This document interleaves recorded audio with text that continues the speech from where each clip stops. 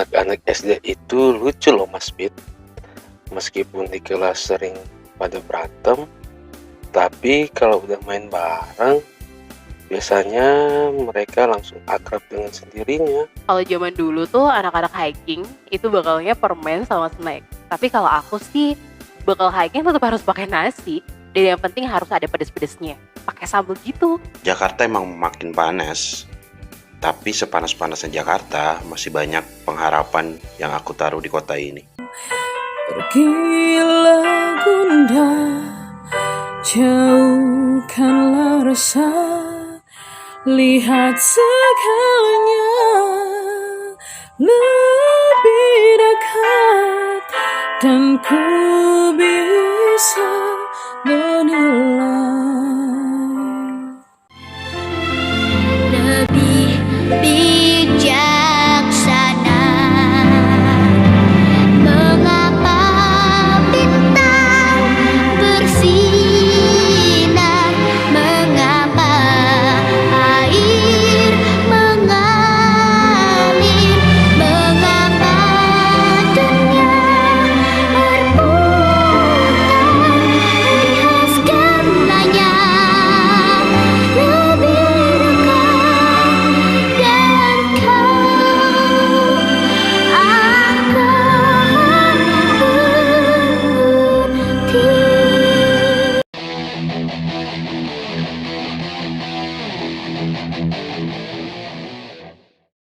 Jakarta is in danger of sinking in the next 10 years, posing a threat to Indonesia according to U.S. President Joe Biden. His statement came while talking about climate change in a welcoming speech at the office of the U.S. Director of National Intelligence on 27th July. According to Biden, climate change is the biggest threat to the U.S., directing his comments to the Defense Ministry. Pemanasan global dan meningkatnya kepadatan penduduk di kota besar membuat beberapa keluarga memutuskan untuk berpindah ke daerah yang lebih nyaman. Salah satunya adalah keluarga Pak Munawar. Kepindahan Pak Munawar memboyong seluruh keluarganya termasuk anak semata wayangnya, Sherima. Meskipun Rima adalah anak yang supel, bukan berarti menjadikannya mudah untuk bergaul di lingkungan yang baru, termasuk di lingkungan sekolahnya. Saat itu seluruh siswa belajar daring. Lewat aplikasi Zoomaro, Rima mendapatkan impresi yang kurang baik saat perkenalan diri secara virtual. Ketika seluruh murid memakai baju pramuka, ia malah menggunakan seragam merah putih. Seluruh member online mentertawakannya terbahak-bahak. Terlebih, cemoohan si tajir Adam, seorang anak lelaki yang kaya raya setara dengan Shisha Mall, seleb review tajir TikTok yang viral itu. Adam selalu tampil memukau saat online di kelas virtual, dari memakai kelupuk haha hingga sengaja menaruh belt Versace di lehernya agar nampak di depan kamera. Ketengilan Adam tak cukup sampai di situ. Ia sengaja memelesetkan nama lengkap Sherima M. Darmaguna. Ia menyingkat huruf M menjadi Maman, seorang tukang cilok absurd yang suka dipecendai anak-anak SD di depan sekolahnya. Dari sinilah awal ketidakakuran dua anak SD ini. Hingga suatu kejadian mengejutkan mereka. Saat keluarga mereka melakukan vaksinasi, mereka secara tidak sengaja dipertemukan kembali. Dan tersadar bahwa Pak Ardi Wilangu, ayah Adam, adalah bos dari Pak Munawarman, ayah Sherima. Mengetahui anak mereka tidak akur di sekolahan dan sering terlibat dalam percekcokan khas anak SD, di suatu weekend ayah mereka berencana untuk membawa mereka pergi ke Bogor untuk melihat proses roastery kopi di Gemara Roastery. Namun karena keterbatasan pergerakan PPKM, akhirnya hal tersebut dibatalkan dan mereka memutuskan untuk mengakrabkan anak-anak mereka, si dua rival kronis ini, dengan melakukan hiking di perkebunan keluarga Pak Ardi Wilangu yang luasnya beratus hektar. Di minggu weekend itu, Sherima terlihat sangat antusias karena ini adalah pengalaman baru baginya. Beda dengan Adam yang merasa hal ini adalah sesuatu yang menjengkelkan karena harus bersama seharian dengan orang yang ia benci. Sepanjang jalan Sherima bermain TikTok, namun ketika sampai di tengah hutan signal mulai hilang. hingga ia harus mengasyikkan dirinya sendiri di sepanjang perjalanan dengan ngemil arem-arem yang dicocol dengan sambal injar dari biakitchen.id. Naas, ketika asyik bercengkrama sambil saling bercanda, tiba-tiba mereka terjerat perangkap jaring di tepi sungai yang ternyata telah disiapkan oleh anak buah Pak Kertara Murka.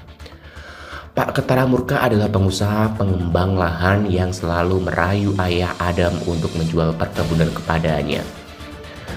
Namun karena ayah Adam masih kekeh mempertahankan perkebunan miliknya tersebut, Kertara Murka berpikir bahwa menculik anaknya akan menjadi jalan terbaik untuk barter. Tanpa disangka, ternyata pembantu di rumah Adam, Mbok Sarmi, mendengar percakapan rencana ayah ini dalam menyusun kesibukan beresensi bagi anaknya. Iya, betul sekali. Ialah yang menjadi cepu pembocor rencana hiking dan melaporkannya kepada Pak Kertara Murka.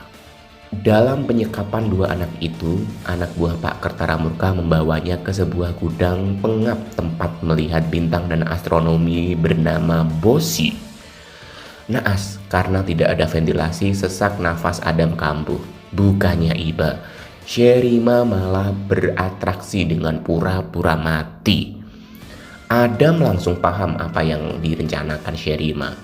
Saat penculik itu mengira Sherima telah meningsoy, ia segera mengarungi dan membuangnya di belakang gudang. Adam melakukan natural improvisasi dengan menceritakan bahwa sesak nafas yang dialaminya adalah karena COVID.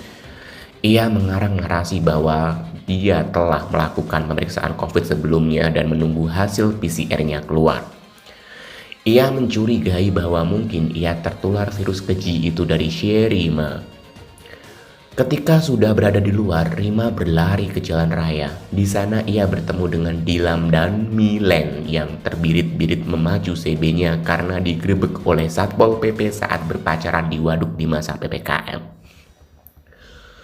Milen iba dan menyuruh Dilam memboncengkan Rima di tangki CB-nya untuk mengantarkannya pulang. Di jalan, Rima bercerita apa yang telah terjadi padanya dan Adam. Sesampainya di rumah, Dilam syok karena melihat ayahnya Pak Kertara Murka sedang menyepik serta merayu sembari sok menawarkan solusi. Clickbait memang. Dilam terlanjur menyuruh geng CB-nya untuk mengepung daerah Bosi agar Adam tidak dipindahkan ke tempat lain. Saat Rima bercerita kepada ayah Adam langsung bergegas menjemput anaknya ditemani oleh Pak Babinsa Polsek setempat beserta rombongan yang akan melakukan patroli pengetatan PPKM. Akhir cerita, mereka kembali berkumpul dengan selamat dan bahagia. Pengalaman itu menjadi jalan dimulainya kisah persahabatan yang melekatkan. Narasi Tuhan memang sering mengejutkan. Kita tak pernah mengerti dengan orang seperti apa kita akan dipertemukan. Terkadang beberapa yang memuakkan di awal adalah mereka yang menakjubkan di akhir. Semoga kita selalu diberikan pikiran yang jernih serta kesabaran untuk menyimpulkan suatu kejadian.